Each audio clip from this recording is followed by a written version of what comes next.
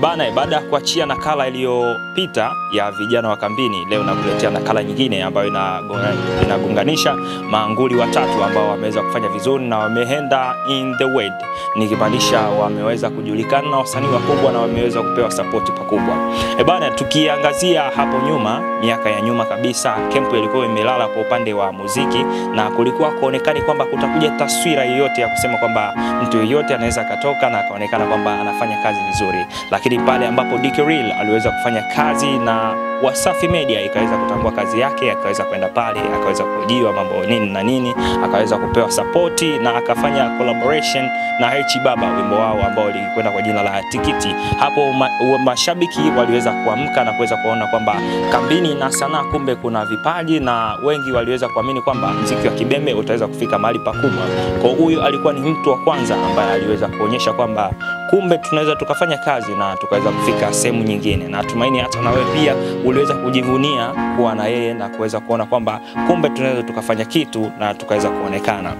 Ni kuachane na huyo mtu wa pili ambaye alitikisa zaidi sana, na tumaini unamfahamu, si mwingine ni Founder TZ kwa nyimbo yake ambayo ilikwenda kwa jina la Mtatokaje.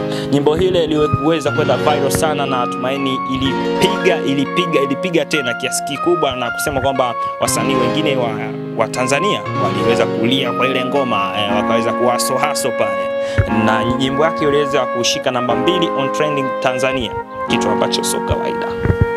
Na pia tuliweza kuona aliweza kusapotiwa pakubwa na manager wa Diamond Platinum kwa jina lake Babu Tale, aliweza kumsupport mpaka kufikia sasa ameweza kufanya ngoma zaidi ya 4 ambazo zimefanya vizuri, na zaidi sana wabembe pamoja wakongomani, watu wote wameweza kujivunia kuwa na mtoto ambaye anaitwa Founder TZ.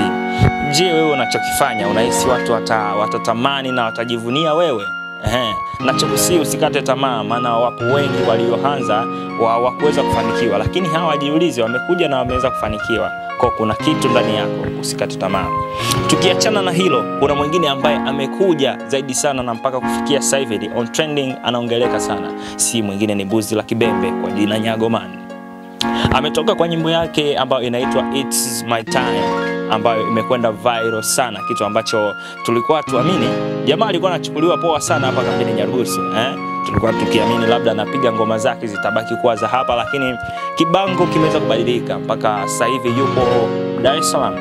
Jamaa na support pakubwa sana, ameweza kufika Wasafi Media, ameweza kufika Global TV, ameweza kufika Crown Media, ameweza kufika pale Miladi hayo, na mpaka kufikia sasa ameweza kupiga ngoma yake na Chino Kid ambayo watu wengi wanaisubiri kwa hamu, au sio?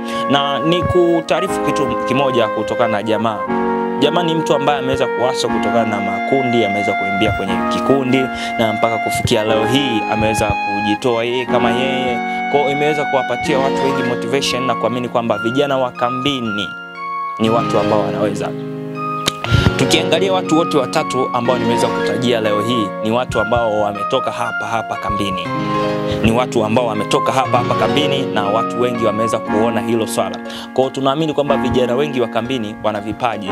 Cause tunaamini kwamba mkitusapoti watu wa nje, mkitusapoti na kuonyesha bidii yenu kwa upande wa sanaa yetu na upande mwingine ambao bado hamjaweza kuangalia, tunaamini kwamba tunaweza tukaweza na tunaweza tukaonyesha mambo makubwa.